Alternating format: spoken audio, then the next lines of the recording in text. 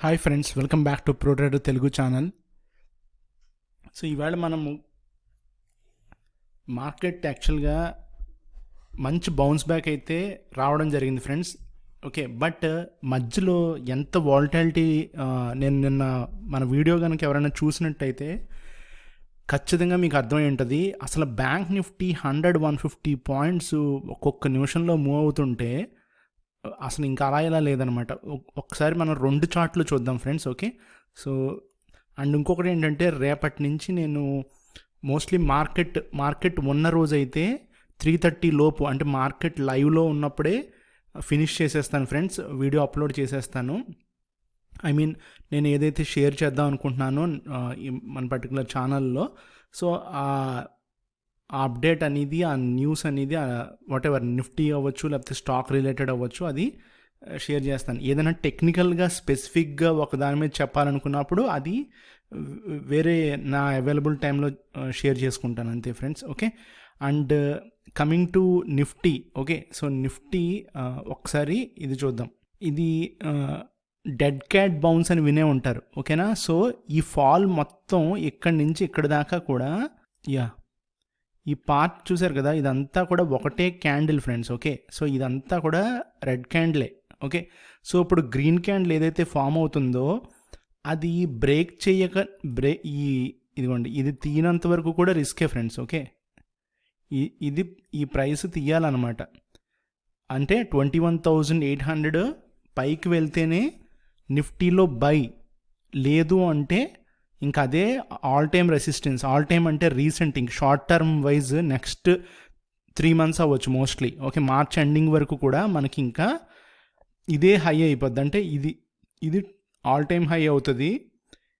ఇది కూడా తీయలేదనుకోండి, second step మనకి ఇంకా రీసెంట్ హై ఇదే అయిపోద్ది. బట్ అట్లీస్ట్ ట్రై చేస్తాడు అనుకుంటున్నాను. బట్ మార్కెట్లో మనం ఏది ఎక్స్పెక్ట్ చేయలేం కదా. సో ఇవాళ కూడా అసలు ఈ బౌన్స్ నేను కొంచెం నిన్న అన్నాను, కానీ నాకు కూడా అంత కాన్ఫిడెన్స్ లేదు ఇంత బౌన్స్ వస్తుందని చెప్పి. ఇంత ర్యాపిడ్గా సీరియస్గా బౌన్స్ వస్తుందని, మళ్ళీ అలాగే సెల్ ఆఫ్లు అయిపోతాయని కూడా నేను ఎక్స్పెక్ట్ చేయలేదు. బట్ వాలటాలిటీ ఉంటుందని మట్టికి ఎక్స్పెక్ట్ చేశాను ఫ్రెండ్స్. అది మట్టికి క్లియర్ కట్గా మార్కెట్లో కనపడింది. ఓకే, అండ్ నెక్స్ట్ వచ్చేసరికి మనం ఒకసారి 5 minutes టైం ఫ్రేమ్ చూద్దాం. షార్టర్ టైం ఫ్రేమ్ ఏం జరిగింది అనేది ఒకసారి చూద్దాం. ఓకే, సో నేను ఇక్కడ 2 మూవింగ్ యావరేజ్లు ఉంటాయి నాకు ఎప్పుడు కూడా చార్ట్ మీద, ఒకటి 20, ఇంకోటి 200. 2 సింపుల్ మూవింగ్ యావరేజెసే. అండ్ ప్రైస్ చూశారు కదా నిన్న, దీన్ని ఏమంటారంటే ఇంకా ప్యానిక్ సెల్లింగ్ అనమాట, ఇన్స్టిట్యూషనల్ సెల్లింగ్. ఇది మొత్తం తీసేస్తారు ఇంకా, ఆ టైప్ ఆఫ్ సెల్లింగ్ ఇది. ఓకే, సో కంటిన్యూస్గా మీరు చూసారు కదా ఎంత నీట్గా కొట్టాడో వరుసగా. ఇవాళ చూడండి, ఒక బౌన్స్, ఒక సీరియస్ డ్రాప్, మళ్ళీ ఇంకొక బౌన్స్, కన్సాలిడేషన్, మళ్ళీ బౌన్స్. సో నిఫ్టీని 50% రేంజ్కి అయితే తీసుకెళ్ళడం జరిగింది ఫ్రెండ్స్. ఓకే, ఇది నేను కంప్లీట్గా టెక్నికల్గానే మనం చూద్దాం. మనము అదే మనకు యూజ్ అవుతుంది తప్ప ఈ మిగతావి ఐ మీన్ టిప్స్ లాంటివి, టార్గెట్స్ అవి అంతా ఎవరికి యూజ్ ఉండదు. ఇప్పుడు చూసారు కదా, సో ఈ టోటల్ ఫాల్, నిన్నటి ఫాల్లో ఈవేళ వాడు 50% అయితే టచ్ చేశాడు. 50 కూడా కాదు, ఇంకా ఆల్మోస్ట్ 38.2కి దాదాపుగా ఇంకొక 50 రూపీస్ 40 రూపీస్ దూరంలో ఉన్నాడనమాట. ఉండి అక్కడి నుంచి కొంచెం చివరిలో ఒక కరెక్షన్ అనేది రావడం జరిగింది. అవును కదా. సో ఇప్పుడు రేపు లాస్ట్ వర్కింగ్ డే ఈ వారానికి, ఎందుకంటే ఫ్రైడే హాలిడే వచ్చింది. రేపు మార్నింగ్ కనుక మనకి గ్యాప్ డౌన్ ఉండాలి ఫ్రెండ్స్. ఓకే, గ్యాప్ డౌన్ ఉంటే మంచిదనమాట రేపు. ఎందుకంటే ఆ గ్యాప్ డౌన్ కాస్త ఇదిగోండి ఇలాగా రెండిట్లని టెస్ట్ చేస్తుంది. ఒకటి గ్యాప్ డౌన్ అయినప్పుడు ఇదిగోండి ప్రైస్ అనేది గ్యాప్ డౌన్ అయింది అనుకోండి. ఫర్ ఎగ్జాంపుల్కి ఈ ఏరియాకు ఓపెన్ అయ్యాడు అనుకుందాం, అంటే 150 పాయింట్స్ గ్యాప్ డౌన్ అయ్యాడు. అక్కడి నుంచి దాదాపుగా ఇంకొక 70-80 పాయింట్స్ కిందకి వచ్చాడు అనుకుందాం. సో అప్పుడు కరెక్ట్గా ఈ పాయింట్కి వచ్చాడు. ఎగ్జాక్ట్గా అయితే రాడు, బట్ ఆ ఏరియాకి వచ్చి కాసేపు సస్టైన్ అయితే కనుక ఫ్రెండ్స్, అక్కడి నుంచి మనకి రివర్సల్ రావడం జరుగుతుంది ఫ్రెండ్స్. ఓకే, అది మధ్యలో చాలా ప్రాబ్లమ్స్ ఉంటాయి అనుకోండి, అది వేరే విషయం. అంటే చాలా ఇదిగోండి ఇలాగే పుల్ బ్యాక్స్ ఉంటాయి, ఇవన్నీ ఉంటాయి. బట్ ఇది కవర్ చేసి నెక్స్ట్ లెగ్ ఆఫ్ ర్యాలీకి అంటే ఈ పర్టికులర్ ఇలాగా ఒక ఛానల్ అనేది వెళ్ళటానికి చాలా చాలా ఆస్కారం ఉంటుందన్నమాట. గ్యాప్ డౌన్ అయితే రేపు గ్యాప్ డౌన్ అవ్వాలి, ప్రైస్ ఇంకొంచెం ఒక 70-80 రూపీస్ కిందకి రావాలి. అంటే రేపు దాదాపుగా మనకి 160-170 పాయింట్స్ కిందకి రావాలి మార్కెట్ ఇప్పుడున్న కరెంట్ మార్కెట్ ప్రైస్ నుంచి. అలా గనక రాకుండా ఇంకొకటి ఉంది ఇక్కడ, గ్యాప్ అప్ అయ్యాడు. ఈవేళ యూఎస్ బాగుంది అనుకుందాం, క్యూస్ బాగున్నాయి, గ్లోబల్గా ఏ కైండ్ ఆఫ్ బ్యాడ్ న్యూస్ లేదు, మనకి రిజల్ట్స్ ఇంకా ఉన్నాయి యాక్చువల్గా ఈ వారంలో. బట్ స్టిల్ ఏదో ఫర్ సమ్ రీజన్ రేపు మార్కెట్ గ్యాప్ అప్ అయ్యింది అనుకుందాం. ఓకే, ఒకటి 50 పాయింట్ గ్యాప్ అప్, ఇంకొకటి 100 పాయింట్ గ్యాప్ అప్, అదే 150 points gap up. 50 points gap up పర్వాలా, కొంచెం డ్రాప్ అయ్యి మళ్ళీ పైకి వెళ్ళటానికి ఆస్కారం ఉంది. బట్ 100-150 పాయింట్ గ్యాప్ అప్ అయితే మట్టుకి వాడు కవర్ చేయడమే కాకుండా పుల్ బ్యాక్ తీసుకుని ఇలా వస్తాడు. అంటే 300-350 పాయింట్స్ కింద కొట్టేస్తారు సివియర్గా. సో ఈ రెండు ఐడియాలు గనక మనము మైండ్లో పెట్టుకుంటే, ఈ రెండు తప్ప వేరేది ఆల్టర్నేటివ్ ఉందా వాడికి? ఉంది. ఆ third alternative is nothing but ప్యారలల్గా ఫ్లాట్ ఓపెనింగ్, అంటే 10 పాయింట్స్ అటు 10 పాయింట్స్ ఇటు ఈ ఏరియాలోనే ఓపెన్ అవ్వడం. ఓకేనా? సో రేపు ఈ ఏరియాలో కనుక ఓపెన్ అయితే యాక్చువల్గా అది అందరికీ బయ్యర్స్కి సెల్లర్స్కి ట్రాప్ కింద లెక్క. ఎందుకంటే ఎక్కడ ఓపెన్ అయ్యాడు అనుకున్నాం, కాసేపు ఉన్న తర్వాత ఈ పైకి వెళ్ళినా సరే షార్ట్ చేసేస్తారు. ఇక్కడ ఎవరు బై చేయలేరు, బై చేస్తే వాళ్ళు అందరూ ట్రాప్లో వెళ్ళిపోయినట్టే. ఇక్కడ ఎవడు సెల్ చేయలేడు, బట్ వెయిట్ చేసి మనం బై చేయడానికి ఉంది. బట్ ఫ్లాట్ ఓపెనింగ్ అయితే మట్టుకి అప్పుడు మనం ప్రైస్ వెయిట్ చేసి ఒక పుల్ బ్యాక్ రావాల్సి ఉంటుంది, అప్పుడు బై చేయాలి. లేదా అప్ మూమెంట్ స్ట్రాంగ్గా ఉంటే డిప్ వచ్చినప్పుడు మళ్ళీ బై చేయాల్సి ఉంటుంది. సో రేపు ఫ్లాట్ ఓపెనింగ్ అయితే మనము ఆబ్వియస్గా 2 ఛాన్సెస్ తీసుకోవచ్చు. ఫ్లాట్ ఓపెనింగ్లో ప్రీవియస్ హై ఏదైతే ఉందో, ప్రీవియస్ డే హై ఇది కదా, ఈ హై టేక్ ఆఫ్ అవగానే వీడికి లెఫ్ట్ సైడ్ ఏమీ లేదు ఇక్కడ, తెలుసు కదా.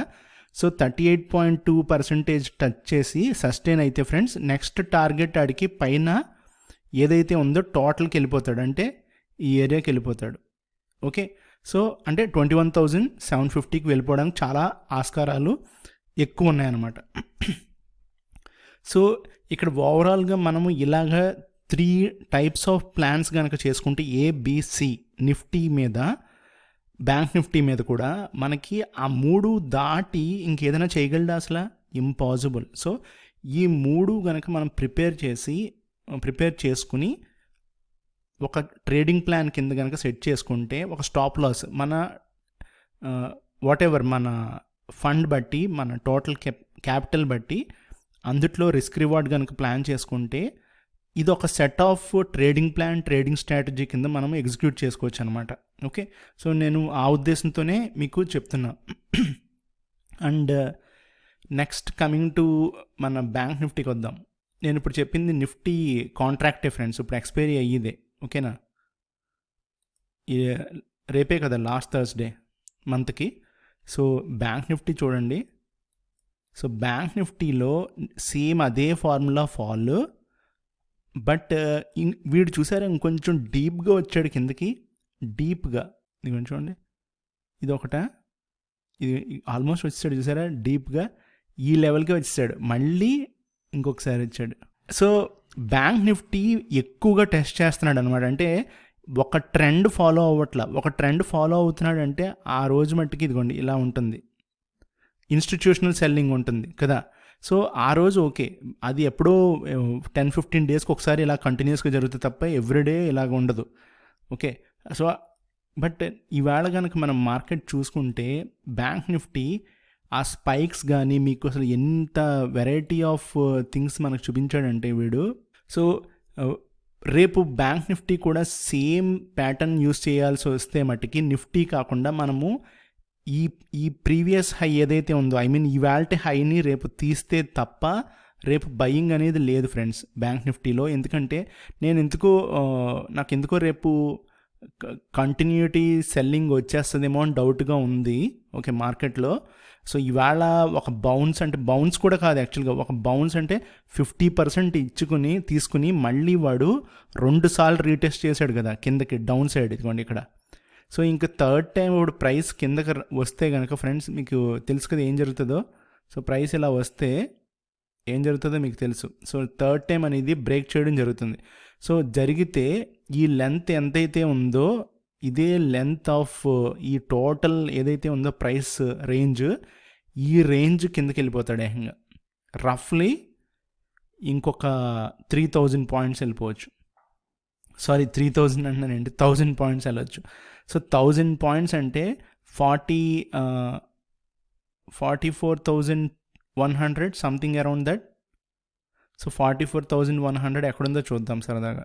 అండ్ ఇది డైలీ టైం ఫ్రేమ్ మీద ఇప్పుడు మనకి 200 పీరియడ్ మూవింగ్ యావరేజ్ని అయితే టెస్ట్ చేయడం జరిగింది. చూసారు కదా ఇక్కడ క్లియర్గా కనబడుతుంది. బట్ టెస్ట్ చేసిన తర్వాత ఎందుకో బ్యాంక్ నిఫ్టీ ఎప్పుడు చూసినా కూడా మనకి రేంజ్ ఫాలో అవుతున్నాడు తప్ప వెంటనే 200 పీరియడ్ మూవింగ్ యావరేజ్ నుంచి బౌన్స్ అవ్వట్లా. సో మనము ఈ ఏరియాని కొంచెం జాగ్రత్తగా ఆలోచించాల్సి ఉంటుంది. రేపు ఒకటి, తర్వాత Monday Tuesday friends. Okay, so అక్కడ ఫాలో త్రూ కనుక లేకుండా మళ్ళీ ప్రైస్ కనుక 200 పీరియడ్ మూవింగ్ యావరేజ్ మీదకి పైకి ఇలా వెళ్తే that's a good thing to buy కదా. మళ్ళీ మనం లేదు వాడు కిందకి ఇలా కనుక ఛానల్స్లో లోవర్ హైస్ లోవర్ లోస్ కనుక ఫామ్ చేస్తే దెన్ మనకి కొంచెం షార్ట్ టర్మ్లో కరెక్షన్ లాంగిట్యూడ్ అనేది పెరుగుతుంది ఆబ్వియస్గా. ఓకే, కరెక్షన్ అనేది కంటిన్యూటీ ఉంటుంది అనమాట ఒక 2-3 మంత్స్. సో ఇప్పుడు మనకి ఫెబ్లో బడ్జెట్ ఒకటి ఉంది కదా, సో ఆ రీజన్ ఒకటి చూపిస్తారు. రెండోది మార్కెట్ ఫ్రాంక్గా మాట్లాడుకుంటే, ఎన్నిసార్లు మాట్లాడుకున్నా కానీ ఫ్రాంక్గా మాట్లాడుకుంటే ఫ్రెండ్స్ చాలా చాలా మార్కెట్ ఎక్స్పాండ్ అయిపోయింది పైకి. సో ఒక సాలిడ్ కరెక్షన్ అనేది చాలా చాలా ఇంపార్టెంట్ యాక్చువల్గా. సో ఆ కరెక్షన్ ఉంటేనే బెటర్ అనమాట. ఎందుకంటే సడన్గా వస్తే మనం తట్టుకోలేం కదా. ఇప్పుడు 2-3 సార్లు వచ్చింది. సో ఎంతమంది లాస్ అయ్యారో మనకు తెలియదు.